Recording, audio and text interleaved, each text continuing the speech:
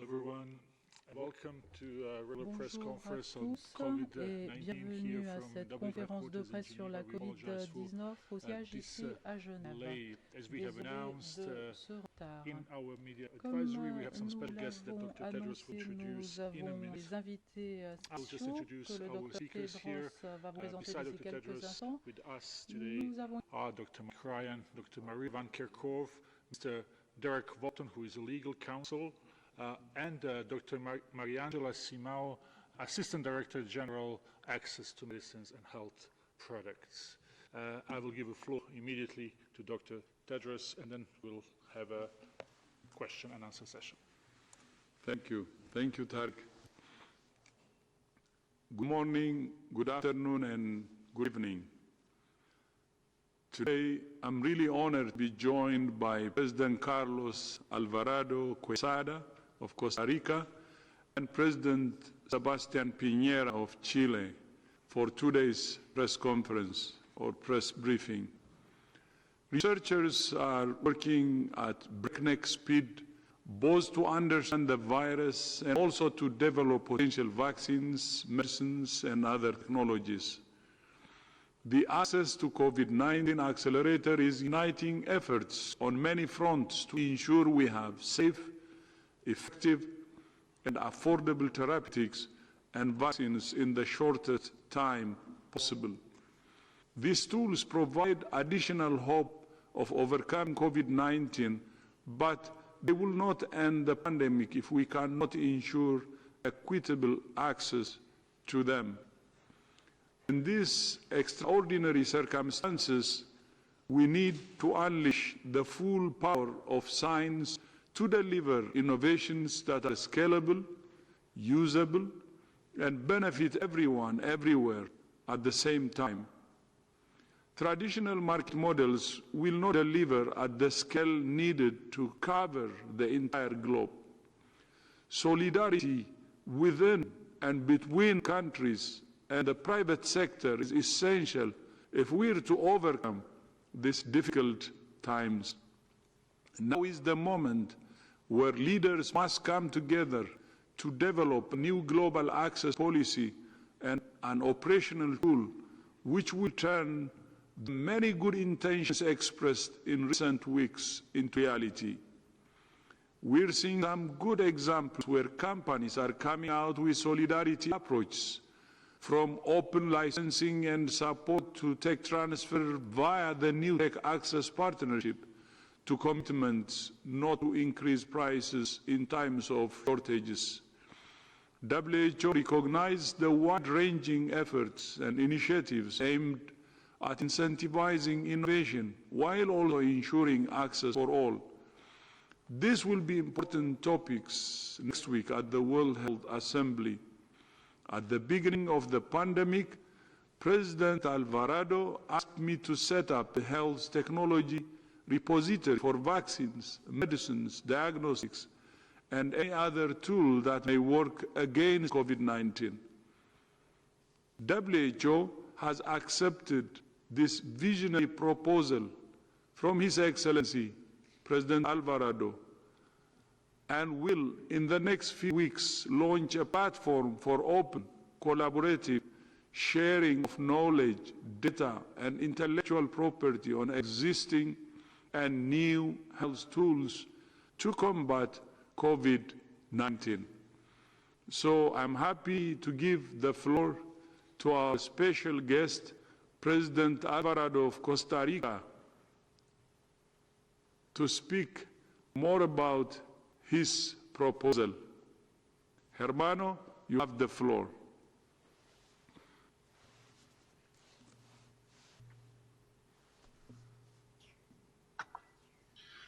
Thank you very much, Dr. Tedros, mi hermano, my brother. Thank you very much. I would also like to thank President Piñera from Chile that's joining us, and also President Moreno of Ecuador, who was the first one to support this initiative we launched months ago. What's the initiative about? I want to deep dive a little bit on it. We want to create, and we propose to create a global pool, a repository of intellectual property. And this is with data, with knowledge, technologies, designs regarding COVID-19. And in this repository, the idea is to make available for everybody around the world the different advancements or innovations to put those into service at the lowest cost without any barriers to protect people. That's the idea behind this. We're also calling for this to be a repository created on a voluntary basis, because now we need solidarity, and that's what this is all about. 2 months ago, when we launched this initiative, there were many things we were not acquainted. We didn't know about COVID-19, and throughout those 2 months, there's so much knowledge and science created that it's put to benefit of people around the world. For one case, yesterday I was in one university in Costa Rica in which they took some open source designs for medical devices, and actually they improved those with knowledge locally developed on the treatment on COVID-19, they improved those. And now that university is putting the improved designs also available around the world.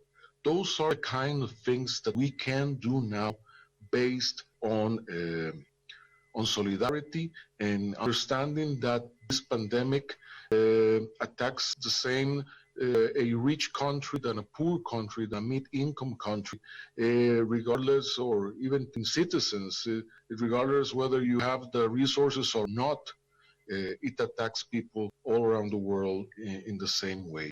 So the basic idea is a call for solidarity and a call to action for creating this repository, a global pool for rights on data, knowledge, technologies, to make more affordable and accessible the new techniques, new technologies, new vaccines, new treatments, so we can, as one around the world, defeat COVID-19. And the call is for member states or WHO. The call is also for the academia around the world. It's also for the private sector and companies, for research institutions, and for cooperation agencies all around the world on voluntary basis. We want to see those innovations and technologies as global public goods to protect humanity against this threat. So it's a call for solidarity. As you mentioned, Dr. Tedros, this is going to be a part of the discussion in the WHO conference next week. And we will be launching this call to action on May 29th of this month. May 29th will be looking for the official launch.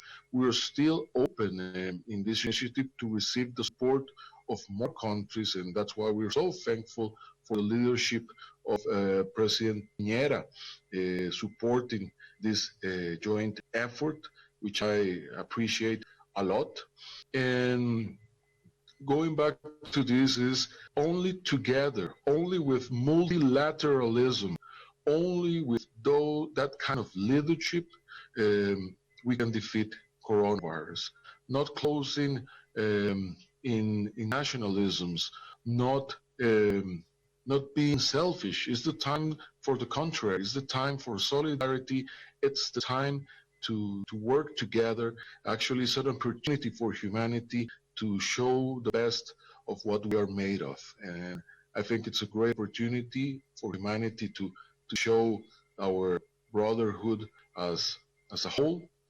And that's what it's all about, this call to action that we, with also the leadership of Dr. Tedros, we are presenting today. And to you, Dr. Tedros, also to President Piñera and other partners, thank you for your leadership. Particularly, Dr. Tedros, my brother, mi hermano. We have to keep on with this joint work together. And thank you very much for all what you've been doing. And thank you for supporting as well this initiative from Costa Rica. Muchas gracias, hermano. Thank you so much, President Alvarado, for that very inspiring speech.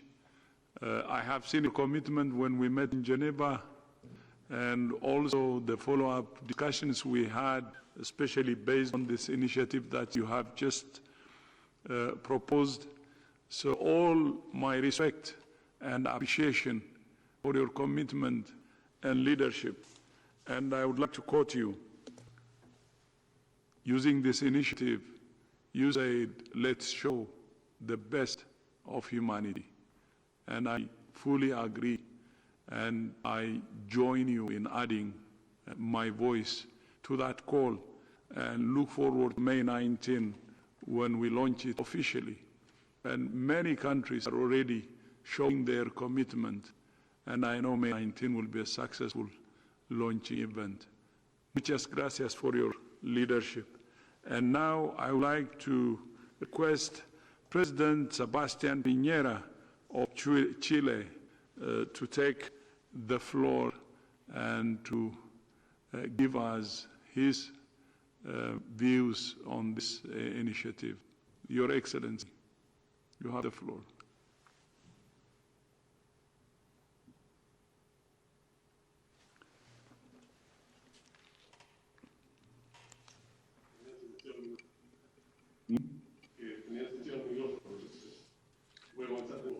Buenos días, director general. Voy a dirigir unas palabras a nombre del presidente, quien estuvo ahora a conexión, pero lamentablemente tuvo que dejar esta sala para atender otras iniciativas de su agenda. Primero que nada, agradecer muy sinceramente a la presidencia de Costa Rica por el privilegio que nos ha dado de unirnos a esta iniciativa del Repositorio Mundial de Libre Acceso para Tecnología de Salud para la detección, prevención y control y tratamiento del COVID. Ahora, reconocemos el papel rector de la OMS como principal organismo especializado en el sector de la salud, así como las funciones que le competen en cuanto a la política sanitaria de conformidad con su mandato. Observamos con preocupación el ciclo vicioso de la pandemia y sus factores de riesgo, ya que aumenta la pobreza, mientras la pobreza contribuye a aumentar las tasas de las enfermedades transmisibles, lo cual amenaza la salud pública y el desarrollo económico-social. De ahí que damos la más cordial bienvenida a la iniciativa de Costa Rica. Como sabemos, la pandemia afecta a personas de todas las edades, sexo, raza e ingreso, a los pobres, a los que viven en situación de vulnerabilidad, en particular en los países en desarrollo, ya que soportan una carga desproporcionada. Existe un claro reconocimiento de toda la comunidad internacional de que ningún país por sí solo puede salir adelante, solo unidos podemos enfrentar la pandemia en forma exitosa.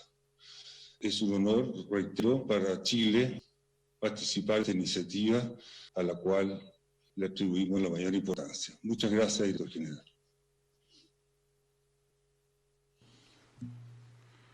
Thank you, Your Excellency, for your statement. And Your Excellencies, thank you for laying down a collective vision for how the world can deliver life-saving health technologies to tackle COVID-19.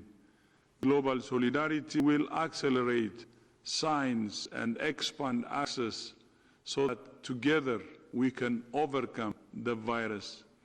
Until everyone is protected, the world remains at risk.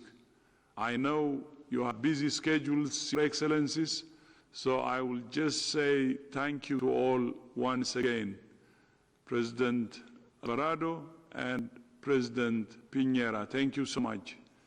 And now I will make the rest of my remarks. Next week, one of the most important World Health Assemblies will take place since we were founded in 1948. I'm looking forward to greeting and working with leaders from across the world to ensure that together we optimize the COVID-19 response and build back stronger health systems. Over the past few months across the world, we have shown that when countries implement a comprehensive strategy, they can effectively contain and suppress the spread of the virus while minimizing the impact on lives and livelihoods. The pandemic has shown again, and in the strongest way possible, that investing in health is not just the right thing to do, it's the smart thing to do. There is no trade-off between investing in health and your economy. Health is an investment in our collective future. Funding quality health for all doesn't just save lives. It means children are healthy and can go to school, people can go to work to earn a living, and societies and economies are both stronger and more sustainable. Yesterday, WHO released a policy brief on gender and COVID-19, which encourages countries to incorporate gender focus into their responses. It includes 6 key asks for governments. First, when recurring cases, collect both age and sex disaggregated data. Second, prevent and respond effectively to issues of domestic violence which have been exacerbated by the pandemic. Third, encourage availability and access to sexual and reproductive health services. Fourth, protect and support all health workers, approximately 70% of whom are women. Fifth, ensure equitable access to testing and treatment for COVID-19. And finally, sixth, ensure responses are both inclusive and non-discriminatory. To maximize effectiveness and ensure that no one is left behind, tackling the pandemic requires a gender-responsive, equity-oriented, and human rights-based approach. This evening, WHO will release a scientific brief on multi-system inflammatory syndrome in children. In the past weeks, reports from Europe and North America have described a small number of children being admitted to intensive care units with multi-system inflammatory condition with some features similar to Kawasaki's disease and toxic shock syndrome.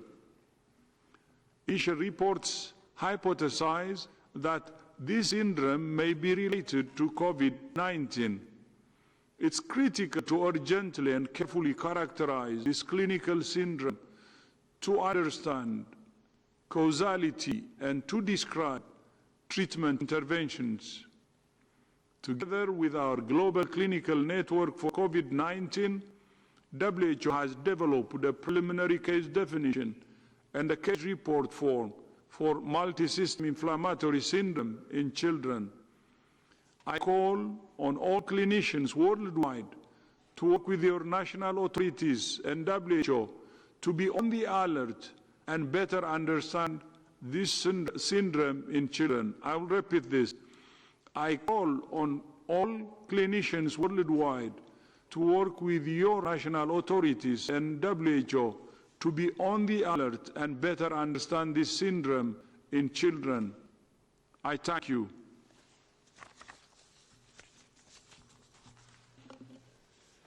Thank you very much, Dr. Tedros. Also, thanks to our special guests who were with us today. We will open the floor to questions. Just before that, to remind you that we have two guests that are not usually with us here. That's Dr. Mariangela Simao, who is Assistant Director General for Access to Medicines and Health Products, and Mr. Derek Walton, who is a legal counsel. We will try to have as many questions as possible, and that's why I will ask you to be very concise and one question per person. So if we are okay, so we are just trying to put the system up to make sure that we get everyone online. Okay, first question comes to Jim from Westwood One. Jim, please, if you hear us, unmute yourself and you have a floor. Hi, thank you very much. Good evening, I guess, where you are. Thank you, Tarek. Thank you, Chris. Thank you, everyone. My question happens to be about this Kawasaki syndrome related thing with COVID-19. It can't be a coincidence, obviously. There's some sort of connection. What do we know so far about this connection between this inflammatory syndrome and COVID-19 in children? So thank you for this question. I can start and perhaps others would like to supplement. So this syndrome, we're calling it multi-system inflammatory syndrome, is a condition that was alerted to us from our colleagues in the United Kingdom a few weeks ago, 2 weeks ago. And it's a very rare condition which is causing an inflammatory disease in young children. What we've done with that information is that we've discussed this with our global clinical network, which is a group of clinicians across the world who are dealing with patients for COVID-19, and specifically talking with our pediatricians who are part of that global network. And in doing so, asking who has seen this in their countries, where they have seen it, how often they have seen it, what this syndrome actually looks like. And in doing so, raise the alert among this global network. We've heard of additional reports in a few countries, including the United States, including Italy. So we're learning that it seems to be a very rare syndrome, but we need more information. And we need more information collected in a systematic way, because with the initial reports, we're getting a description of what this looked like, which is not always the same. And in some children, they've tested positive for COVID-19, but other children have not. So we don't know if this is associated with COVID-19 or not. So what we've done is, through our clinical network and together with our partners, is put together a case report form. So this is a data collection tool in which clinicians can use to collect standardized information so that we could better understand what this disease looks like, how we could better develop treatments for this. And that's important. So far we understand that it's rare, but we are hearing more and more reports about it because people are on the lookout. So as the Director General has said, and as we've said, that we need clinicians to be on alert for this, to look for it, but also to ensure that we collect standard information so that we can better describe what this is, and so that we can develop better treatment.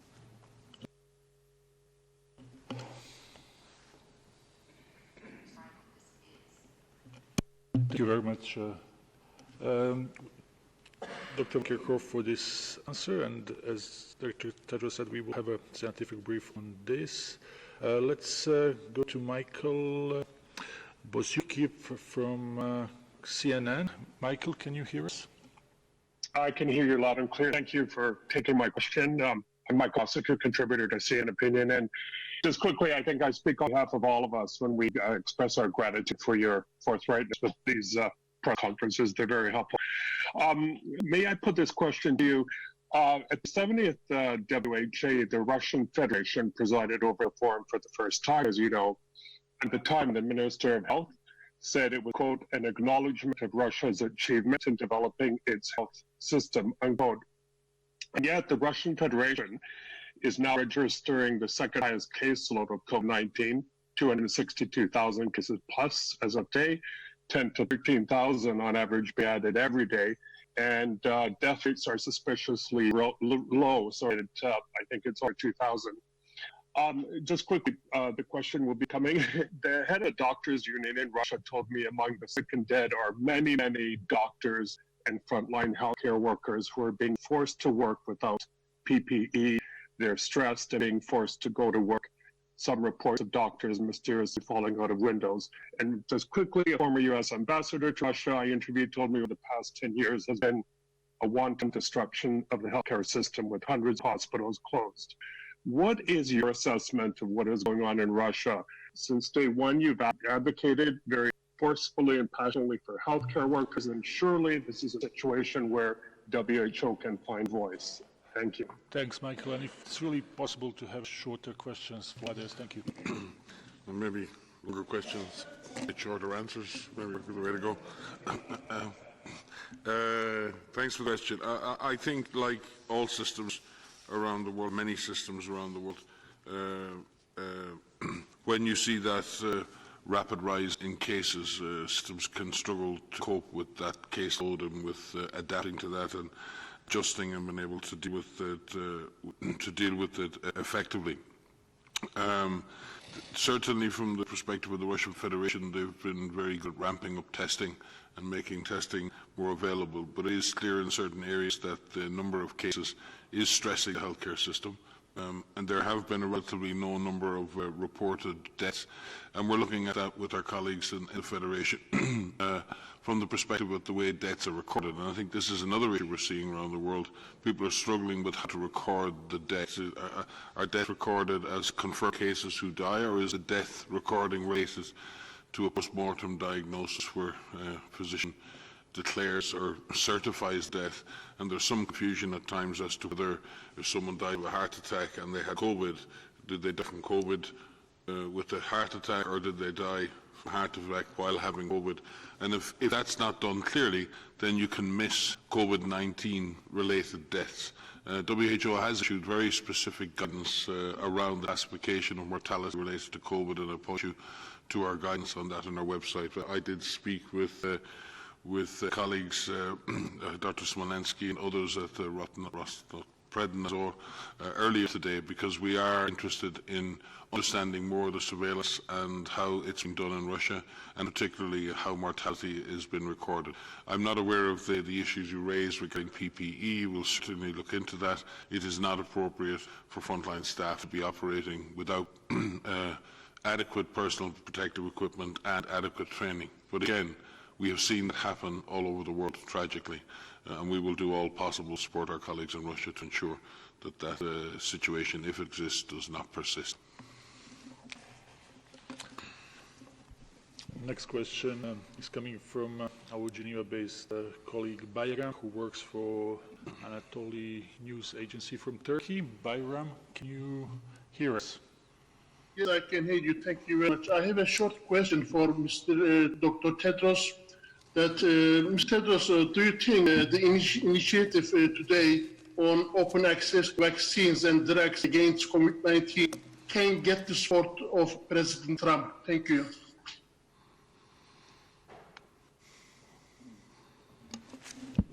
Yeah, thank you. I mean, I cannot answer that question. I think you better ask the President. That was a short question, short answer. Now we go to Bianca Rotier from Globo from Brazil. Bianca. Hi, Terry. Thanks a lot. Can you hear me? Yes. Thanks. I work for Brazilian TV, Globo and Globo News, so I'll make the question in Portuguese. Eu acho que os senhores devem lembrar, o Mike Ryan comentou aqui sobre a troca de ministros da saúde no Brasil, e depois de um mês só no cargo, o novo ministro já pediu demissão, e ele tinha posições diferentes do presidente Jair Bolsonaro em assuntos como o uso da cloroquina, o chamado isolamento vertical, com apenas alguns isolamento, e a inclusão de saúde e beleza e academias de ginástica entre os serviços considerados essenciais. Eu não espero, por parte da OMS, uma resposta sobre política, naturalmente, mas eu gostaria de saber qual a orientação em relação a esses temas que têm gerado tanta dúvida e têm deixado os brasileiros completamente perdidos. Então, cloroquina, isolamento vertical, salões e academias de ginástica como serviços essenciais. Muito obrigada.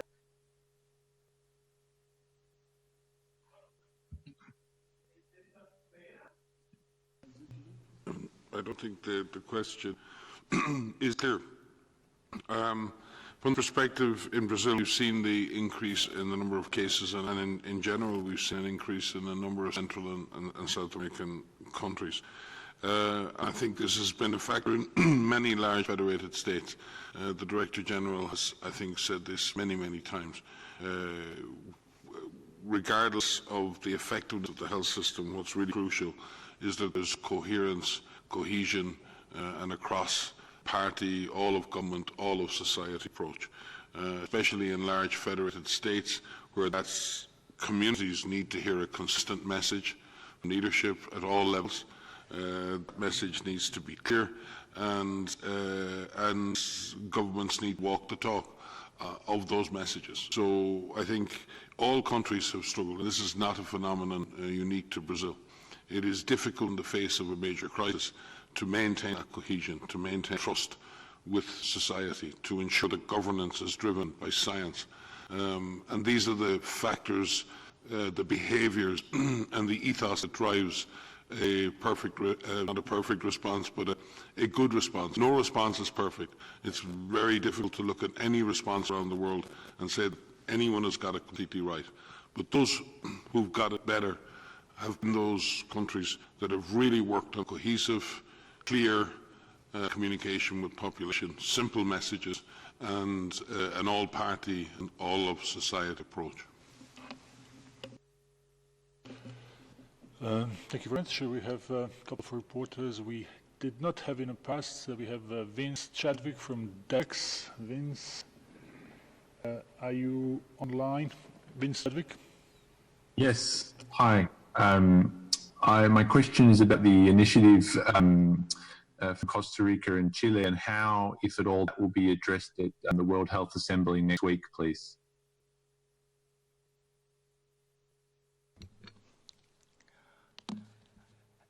Well, you all know there is a resolution being negotiated for the World Health Assembly, which contains several access-related issues, access to health products. So we expect that some of the issues that are being part of the call to action, Costa Rica call to action, are addressed in the draft resolution as it is.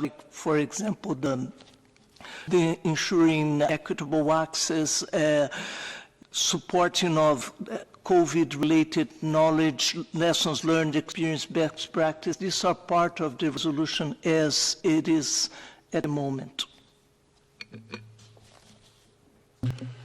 Thank you very much, Dr. Simao, for this answer. Now we go to Lisa Schneering from CIDRAP News. Lisa? Thanks for taking my question. I am just wondering what the situation is in the Middle East. It seems like cases are steadily going up there, and we track that every day, and seems just wondering how you would characterize that. I understand every country has a different situation, but it would be good to get your comments on that. Thanks so much.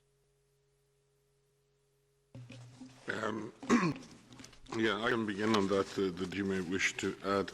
There are a number of different dynamics in the Middle East, and the numbers have been relatively stable in the Middle East, but there have been some increases in the Gulf countries. But worryingly, we've seen, for example, increases in cases in places like Yemen. We've seen the introduction of disease into camp and displaced populations in places like Iraq, with at least one case in a refugee camp. So, and also we've had cases in Syria. The difficulty in many of the Middle Eastern countries, and there's a huge contrast in the Middle East between countries that are relatively wealthy and well-provisioned in terms of healthcare, and then countries in which we have huge conflict, fragility and vulnerability. And the situation, the risks and the potential impact of this disease is very different in all. It is exceptionally difficult to run essential health services in many countries, particularly in the likes of Yemen, Syria and Iraq. The UN is working with governments and partners for years now to try and to sustain those essential services. It is all the more difficult then to respond effectively to the arrival of a disease in many of these situations. Many of the countries are fractured with different zones of control and different health authorities, so often in conflict, and WHO and its partners have to work across lines, across front lines, work cross-border, and it's a very, very dynamic situation, a very sensitive situation, one in which we have to try our best to serve those who are most vulnerable. If we take the case of Yemen, there's a very worrying situation emerging in terms of the number of cases in both the north and the south. And WHO has been working very, very hard in Yemen, despite these difficulties, with our UN partners, where we've repurposed 26 EOCs across the country, 10 operational in the south, 13 in the north. We've established with the government 4 COVID hotlines. We've repurposed 300 rapid response teams, which were trained for cholera. We need about 1,000 of those teams with 2 to 5 staff per team. These are the contact tracing teams, the teams that go out and look for cases and do the public health work we're always talking about. Most of these teams are mobile. These are 202 district mobile teams in the north, 131 in the south. We've already begun rapid response trainings and clinical management training with a large number of clinicians, nurses and doctors, and established screening at points of entry. We've supported the repurposing of 4 functional central public health labs in Aden, Sana, Sayum and Taiz. We've trained 28 lab technicians in the diagnosis using the rapid and PCR-based tests. We've deployed over 7,000 tests, 3,500 in the north, 3,200 in the south, and we have another 30,000 on the way. We created 19 isolation units, 16 are in progress, 3 are completed, and we've trained 92 frontline workers to staff those units so far. That list goes on. In terms of operational support, we've provided 1,000 ICU beds, 417 ventilators, and then, as I said, another 50,000 tests are in the pipeline. We're refilling nearly 12,000 cylinders of oxygen per month, distributing defibrillators, ECG machines, IV pumps, pulse oximeters, and many other things. Now, that sounds like a very long list, and it is a long list, but I can assure you, moving that type of material in this situation, training workers in this situation, doing surveillance in this situation, contact tracing in this situation, is difficult, stressful and dangerous work.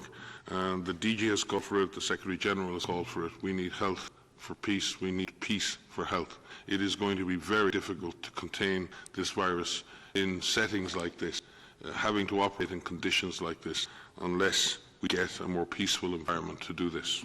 Again, Tedros has said no one is safe until everyone is safe. We need to make people of the Middle East, particularly those in fragile and conflict-affected situations, safer, because that will make everybody safer. We're also working across a number of Gulf countries on issues related to migrant workers, and Maria may wish to comment on that. We are concerned about migrant workers who live mainly in dormitory-like situations. We've seen the impacts of that in places like Singapore. We thank Singapore, Gulf countries and South Africa for working with us on this issue. Maria has just finished some discussions with those partner countries today. She may wish to update you. So to add briefly, yes, we another worrying trend in the Middle East are increasing case numbers in dormitories where many expat workers live. And in a number of countries across the Gulf states, a large proportion of the population that live there are not from that country. So today we had a preliminary teleconference between several countries and our Eastern Mediterranean regional office, as well as some colleagues from Singapore, to exchange and to share experiences, to learn from each other about the outbreaks that are happening in these settings. They're very similar conditions. and the fundamentals of what need to be done in each one of these closed settings are the same. So it was a very good opportunity to be able to exchange and learn from one another to see how these outbreaks could be brought under control and so that we can prevent them from further happening. And we hope to have more teleconferences like this. I think one of the things in this pandemic and in all epidemics, the value of WHO and our partners is to bring people together so that what they're going through and how they are dealing with it can be shared, and each can learn from each other on that. Next question is for Health Policy Watch. We have Grace online. Grace? Grace, can you unmute yourself, please? Yes, hi. Thank you so much. Can you hear me? Yes. All right, thank you. So thank you for taking my question. I just wanted to ask for a little bit more clarity on the Costa Rica initiative. What is the difference between this and the ACT accelerator? And who has been supporting this initiative so far amongst member states? Thank you. Thank you for the question. First of all, this is complementary to the ACT accelerator because it provides an operational framework for not only sharing knowledge, data related to COVID technologies, but also the opportunity to do a repository on open licensing, intellectual voluntary licensing. We are expecting an increase in the offers of voluntary license through the Medicines Patent Pool and other licensing mechanisms. The Medicines Patent Pool has, for example, expanded its mandate already. Its board has approved the expansion of mandate to include COVID products, and Unitate, which is the main funder of the patent pool, has also approved the expansion of the mandate. So it will provide an opportunity for member states, for industry and research and academics in general to create this, use the momentum, the solidarity momentum to create a pool of knowledge and a pool of licensing. Member states, the reason why this is on pre-launch today, because we have several member states which are in negotiation with Costa Rica and require a little bit more time to finalize the call to action. And this is the reason why we didn't do a full launch today, but this is expected to happen in 2 weeks' time. And we will have member states from all regions coming in. Thank you. Thank you very much, Dr. Simao, for this answer. Now we will go to Pian Huang from National Public Radio from the U.S. Pian, can you hear us? Hi, thank you for taking my question. So yesterday, WHO published a paper in BMJ which gives a worst-case scenario of 190,000 deaths across Africa next year. That's bad, but it's much lower than a worst-case scenario of 3 million deaths that a UN report projected last month. So the assumption now is that the virus will spread slower and have a lower mortality rate in Africa. I wanted to ask what has changed in our understanding.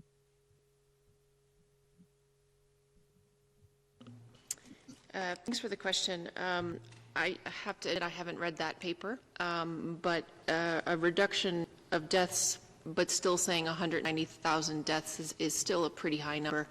And I understand that this is a modeling analysis. And we know that when we do these estimates, these are very important for us to help plan and to help us prepare and to get countries ready for how to build the workforce. How many contact tracers do we need? How many clinicians and nurses and medical professionals do we need? How many beds do we need, in particular ICU or oxygen support, ventilatory support, treatment centers, et cetera. And these scenarios that are estimated, the models that make these estimates are really helpful for planning purposes. But we also know that there are tools that we have that we could prevent these numbers from becoming realities. And that's, for me, one of the most critical values of these models, is to ensure that we take the right precautions, we put the right emphasis in these interventions where they need to be done so that these numbers do not become reality. Yeah, and if I could just maybe add, while the numbers in Africa are well below the rest of the world, and as testing rolls out, we may find more and more cases. It's also been clear in other regions that we've seen a potentially long period where the disease establishes itself, and a particular moment comes when the disease takes off more exponentially. That time is not well determined. But we are seeing, increased activity over the last week in places like Gabon, at a 153% increase of cases in just a week. Zambia has equally had a large increase in cases. Chad has increased by over 100%. Benin has increased by over 200%. Now, the numbers remain low, but what's concerning is the trajectory, direction of travel of the curve. So we need to be exceptionally careful at this point not to underrepresent the potential impact of the disease, while at the same time recognizing that we must maintain other essential health services. We must be extremely sensitive to the fact that lockdowns or very extreme public health and social measures aimed at stopping the spread of COVID-19 have a deep impact on lives and livelihoods. We have to find a balanced strategy that manages the risks of the disease against the risks to lives and livelihood. And that's something that we've said since the beginning. We've been very, very clear. A comprehensive strategy is not a comprehensive lockdown. A comprehensive strategy is a strategy of surveillance, finding cases, testing, isolating, using quarantine, caring for cases, educating communities, providing access to personal hygiene, practicing physical and social distancing where that can be done, and the use of other measures to reduce transmission of infection. It doesn't necessarily mean high-impact lockdowns that shut down society entirely. And I think many countries around the world, but in particular African countries, are grappling with this dilemma: how to control COVID-19 while maintaining other essential health services. UNICEF has spoken about this and the likely excess mortality in children that may occur unless we're delivering immunisation, unless we continue to deliver food. Henrietta Fore has been very clear on that. David Beale from the WFP has spoken about the potential issues related to food and hunger as a result of the shutting down of food chains or the loss of food production.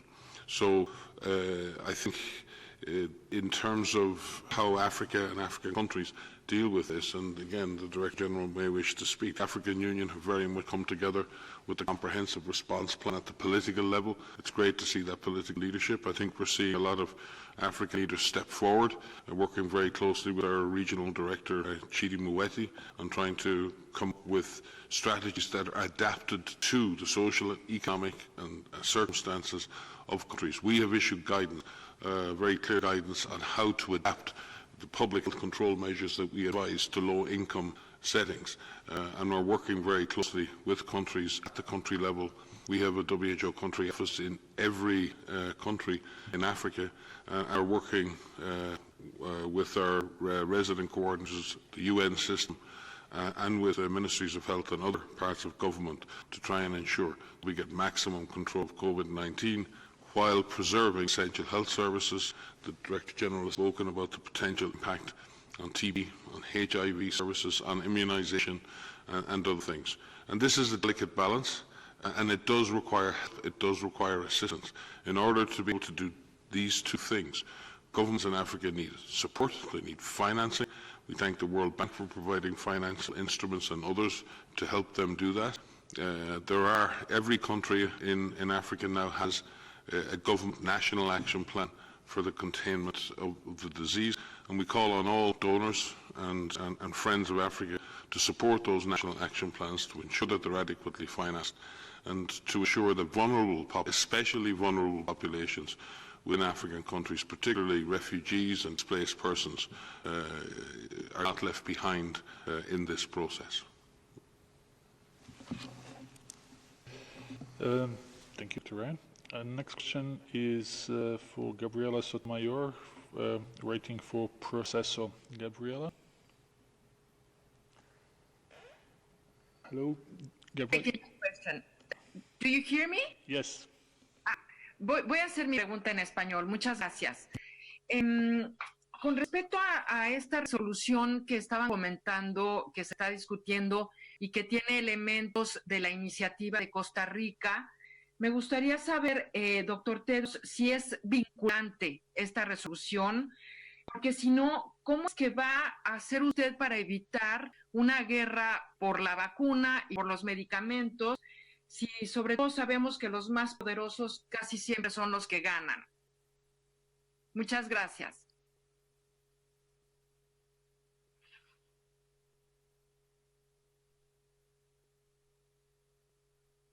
Thank you. In the resolution that Dr. Mariangela indicated earlier, some components of what the President of Costa Rica suggested is there. And of course, after the resolution, it will be up to the countries to follow whether they stick to the resolution or not. But normally it's not binding. It's a general understanding to move forward, and all countries who signed into the resolution are expected to implement it. But I hope with strong political commitment from leaders, that's what the President of Costa Rica is now pushing, President Alvarado, with more political leaders buying in, the chances of its implementation will be higher. So part of it will be in this resolution, but the rest will be going to be discussed in other fora, and the launching on May 29, the call to action will be another very important milestone that can help us to mobilize political commitment and help with the implementation of what will be agreed, but with the continuation of the dialogue on the rest of what the President had already proposed.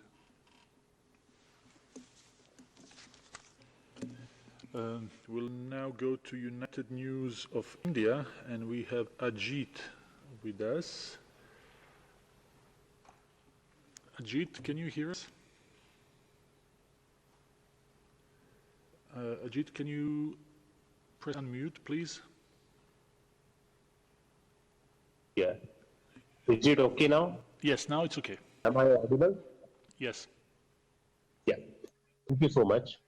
My question is just a short technical question. I wanted to understand that if inflammatory syndrome is there, like Kawasaki syndrome and other syndromes that you have observed, so is it that risk increases COVID-19 inflammatory syndrome?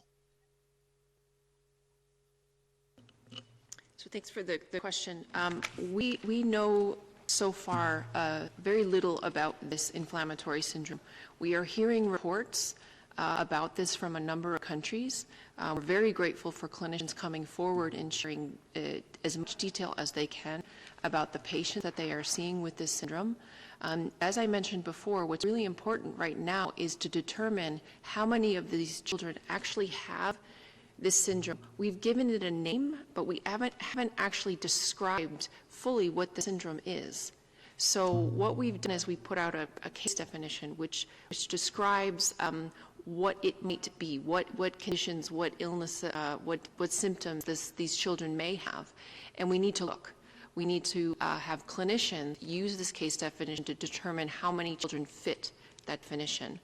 And then we need specific data collected from each of those patients so that we could better describe what it is that we're seeing. Right now, we have the U.S. CDC, the European CDC, WHO, a number of countries are on alert for this. We need all countries to be on alert for this and for clinicians to look out for this, what appears to be a very rare syndrome. And we need to understand if this syndrome is associated with COVID-19 or not. As I mentioned before, some of the children have not tested positive for COVID-19 while others have. So right now it's a bit of a confused picture. Although more information is coming, we need that information to come in a standardized way so we can describe what the syndrome is and if it is associated with COVID-19. And I might just add that things like Kawasaki syndrome and the toxic shock and other syndromes are very uncommon, but there is a background incidence. It happens in all populations, but at a very, very low rate. It's a little like those of you who follow polio. We use a syndrome called acute flaccid paralysis to detect all children who have an unusual paralytic illness, and then we test all those children for poliovirus, and only in a very small number of them do we find the poliovirus. But that's the way we find the poliovirus for eradication, is by looking for a particular syndrome, a collection of symptoms. And in this case, we need to look at this collection of symptoms and look at what's causing it. It will not all be caused by COVID-19. Another, I think, important point is as the number of cases of any particular disease grows to a very large number, you start to potentially notice much rarer syndromes. So you may not notice the disease emerge in a small group of 10 or 20,000 cases, but if you get to 90 or 100 or 1,000,000 cases, then it is a very rare potential side effect or consequence of the infection can become apparent. It doesn't mean that the disease is changing. It doesn't mean that the disease is changing in kids. What it means is when you get a very large number of children with the disease, you will see a very rare occurrence happen. And in a small number of children, you don't get a chance to see that. So it's very important to reassure parents out there that this does not represent a difference in the way this disease causes disease in children, or a difference in severity, or a change in the way the virus is behaving per se. What it most likely represents is a rare syndrome that may be associated with COVID-19 that we can observe when we have so many cases around the world. And I think that's important. It's very important we pursue it. It's very important we understand it.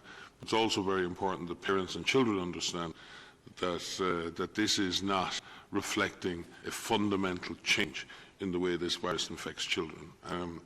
Also, I did mention in a previous presser, this is a new disease. When new diseases cross the species barrier, they very often don't have what we would call a primary target organ. They very often can infect, and we see this respiratory syndrome, which we can recognize, people short of breath with pneumonia.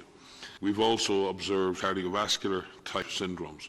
In other words, effects on the heart, effects on the blood system. We've seen effects on the brain and on the neurologic system, and reports of those diseases in older people as well. So, what we don't know yet is whether those rare things that happen are associated directly with the virus, and the virus directly attacking the cells in those organs, or are we seeing also the result of the immune response to the virus? And in many emerging diseases, we see both happen. The virus itself can cause damage, and sometimes the immune response to the virus itself can cause damage. That's very much what happens with Ebola virus. Many people, for example, the leading associate that people see or have seen on the TV associated with the Ebola infection, it's not the virus that causes the bleeding. It's very often the immune response to the presence of the virus that depletes the capacity of the blood to clot. So when a person bleeds, then the bleeding continues. So again, we need to sort out, number one, as Maria said, to what extent is COVID-19 associated with this rare syndrome? To what extent is this a direct effect of the virus? To what extent this may be related to the immune response to the virus, and what's causing what? And it's really important that we understand that, because that's the way we can develop countermeasures and therapies to reduce the impact of this disease, especially in kids. Thank you, Dr. Ryan. one, maybe maximum two questions. We go to Dominican Republic, to Diario Libre, and with us is Ambar Castillo. Hola. Hola. Bueno, gracias. Algunos médicos de algunos países como Brasil y Bolivia han aprobado el uso de la ivermectina para tratar el COVID-19. A pesar de que la Agencia de Alimentos y Medicamentos de Estados Unidos no lo aprueba, pues no hay estudios concluyentes sobre la efectividad de este medicamento en humanos. Me gustaría saber cuál es la opinión de la Organización Mundial de la Salud al respecto y cuáles son actualmente los medicamentos recomendados por la entidad para tratar la COVID-19. Gracias.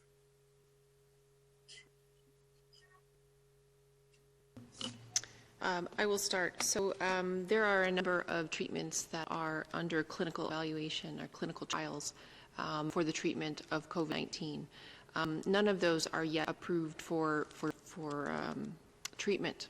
There are hundreds of clinical trials that are underway. And the reason we need to wait for the results of these studies is because they are evaluating how these medicines, how these drugs work in terms of either preventing infection, preventing someone from progressing to severe disease, preventing death, and how safe they are. Do they have any side effects? And the clinical trials that are underway need to have enough people in them to be able to determine whether or not they are safe and effective. And right now, WHO launched the Solidarity Trial, which is a clinical trial focusing on some drugs, some therapeutics, to look at whether or not these are safe and effective for COVID-19.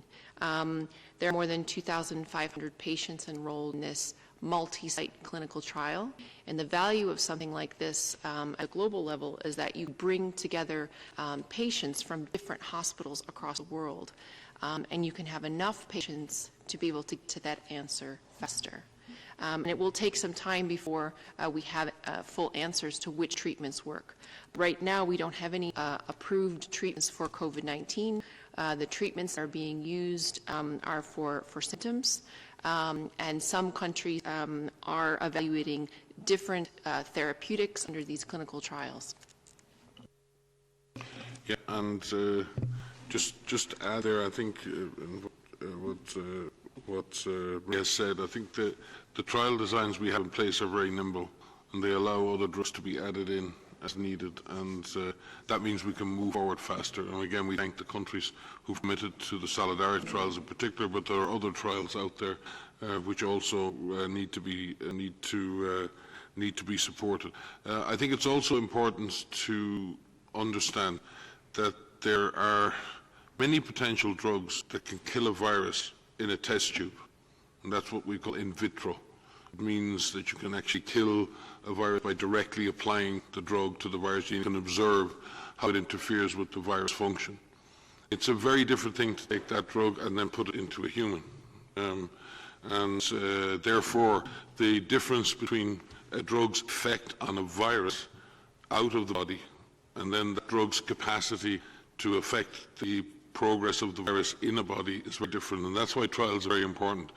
And it's really important, and this is what's happening more and more around the world. People are trying older drugs against the virus and seeing what might work. They're also trying new molecules and seeing what might work. When they find drugs that might work in vitro, then they look for any evidence, observational evidence out there that might suggest that the drug had an impact. And then you design the trials in which you introduce the drug safely and in a way that you can ensure that if the drug is safe and efficacious, you can begin to use it. But also, if there's a signal that the drug is not safe or not effective, you can avoid using it. That's the principle of randomized control trials. And there's a very, very well-tested process of doing that. So it's really important that we encourage innovation.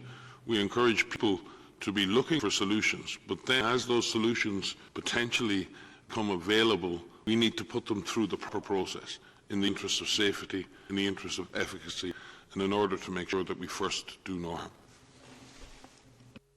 Thank you very much. I think we will conclude the press conference with this last question. We will have an audio file available shortly and the transcript posted tomorrow we will continue to provide you with latest from our regional offices and our country offices on the work WHO is doing on COVID-19.